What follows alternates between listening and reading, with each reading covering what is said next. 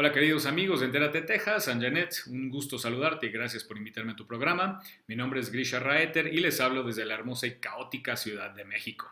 Esta es la primera cápsula de noticias en donde cada semana cubriremos temas de actualidad y política con un poco de comentario de Estados Unidos, de México y del resto de Latinoamérica.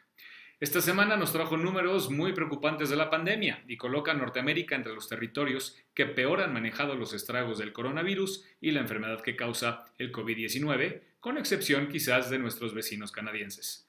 En México, si creemos los números oficiales del gobierno de cuarta, o como algunos les llaman, el gobierno de la cuarta, estamos hablando de más de 46,000 muertos, lo cual nos coloca en el cuarto y por poquito en el tercer lugar en el mundo en lo que a fatalidad del virus se refiere. Esto equivale a cerca del 7% de las muertes totales a nivel mundial. Hay quienes estiman que la realidad puede estar entre 2 a 3 veces más muertos de lo que las fuentes oficiales del gobierno informan.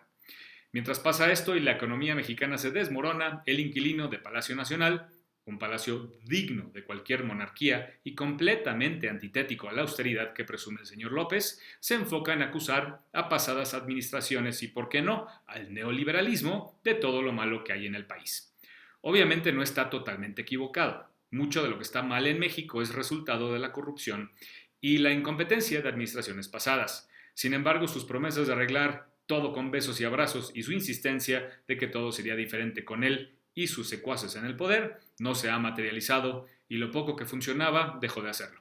Para cerrar, en la megalópolis de la Ciudad de México ya se habla de regresar al semáforo rojo, porque el gobierno abrió demasiado pronto y porque la ciudadanía no es capaz de seguir instrucciones ni cuando de cuidar su propia salud se trata. Así las cosas en México mágico. Estados Unidos, por su parte, en una posición que solo se podría describir como America First, tanto en muertes como en infecciones está en el primer lugar. Para solo tener el 4% de la población mundial, Estados Unidos aporta el 25% de los casos mundiales, tanto en muertes como en infecciones. Todo porque el señor Trump no se tomó en serio las advertencias hasta hace unos días, cuando finalmente decidió ponerse un cubrebocas en público. Esto no evita que él siga presionando a los gobernadores de varios estados para que abran sus economías, a pesar de que los que siguieron sus instrucciones están viendo un importante aumento en contagios y muertes, sobre todo, sí, en Texas y en California. A raíz de toda esta situación, la economía de Estados Unidos muestra la contracción más grande en su historia, 33% entre abril y junio en términos anualizados. Esto causa serios problemas para la campaña de reelección de Trump, quien había puesto su esperanza en una pronta recuperación. Está tan desesperado el hombre que ya sembró la idea de posponer las elecciones. La excusa, claro, es la pandemia y el hecho de que las elecciones por correo se pudieran prestar a fraude. Las elecciones por correo se han usado en Estados Unidos desde la guerra civil y nunca ha habido problemas serios, pero ya sabemos que Trump vive en su propia realidad o mundo de fantasía.